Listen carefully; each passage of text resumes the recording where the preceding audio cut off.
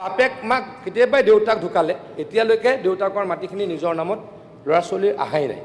গতিকে তেওঁলোকে খেতি কৰি আছে, কিন্তু নিজৰ নামত খেতি নাই কাৰণে পোৱা নাই, তেওঁলোকে ফাৰ্মাৰ ৰেজিষ্ট্ৰেশ্যন নাপায়।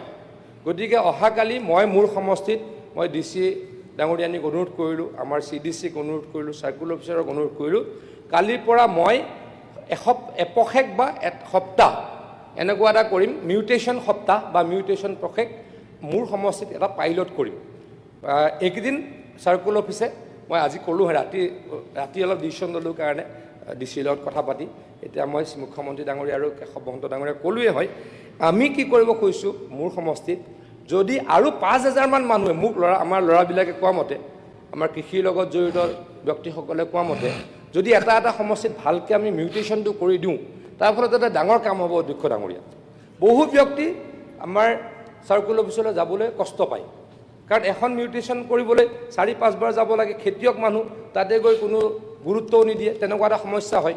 কিন্তু যদি আমি স্পেচিফিক এনেকৈ কম কেম্প কৰোঁ মিউটেশ্যনৰ কাৰণে, এটা সমষ্টিত 4-5 হাজাৰ হয়তো বাঢ়ি যাব। 4-5 হাজাৰ মাহ মানে তাতে 5 লাখৰ আমি এটা সংখ্যা পাই যাম। কৰিছিলে আৰু অলপ এতিয়াও মই যেতিয়া গাঁৱে গাঁৱে ঘূৰি আছোঁ, অলৰেডি কৰিছিল বুলি মই কৈছোঁ, কেম্প অলৰেডি কৰিছিল বুলি মই কৈছোঁ, কিন্তু এতিয়াও এটা সমষ্টিত বহুত মানুহ, মই এইকেইদিন যেতিয়া গাঁৱে গাঁৱে ঘূৰি ফুৰিছোঁ, তেওঁলোকে মোক বহুতেই ক'লে যে দেউতাৰ নামত মাটি আছিল, মোৰলৈকে অহা নাই। সেইকাৰণে এইখিনি যদি কৰি দিব পৰা যায়, তেতিয়া আমাৰ আৰু 5-6 লাখ মানুহৰ দুটা ডাঙৰ উপকাৰ হ'ব। তেওঁলোকে মাটি নিজৰ নামলৈকে আহি যাব আৰু লগে লগে ফাৰ্মাৰ ৰেজিষ্ট্ৰেশ্যন বা ফাৰ্মাৰ ID পাই যাব, আৰু তেওঁলোকৰ মাজৰ 90% PM কিষাণ পাব।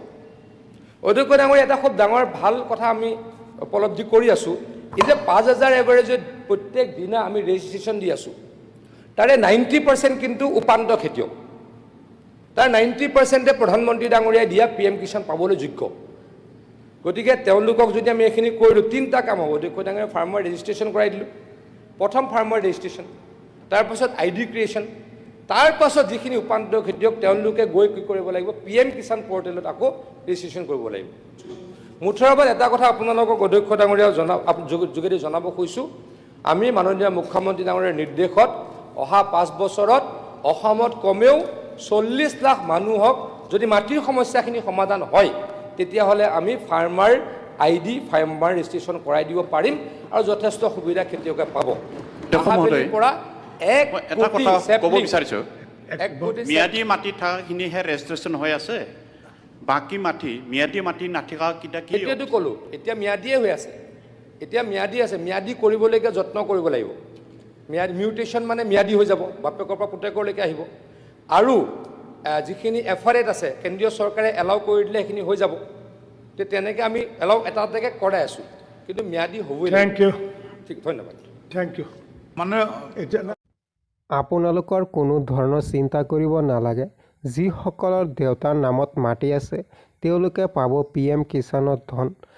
কিন্তু ইয়াৰ মাজত আপোনালোকে কৰিব লাগিব এটা কাম, যিসকলৰ দেউতা নাই, তেওঁলোকৰ দেউতাৰ নামত মাটি হৈ আছে, তেওঁলোকে এটা কাম কৰিলে পাব PM কিষাণৰ ধন।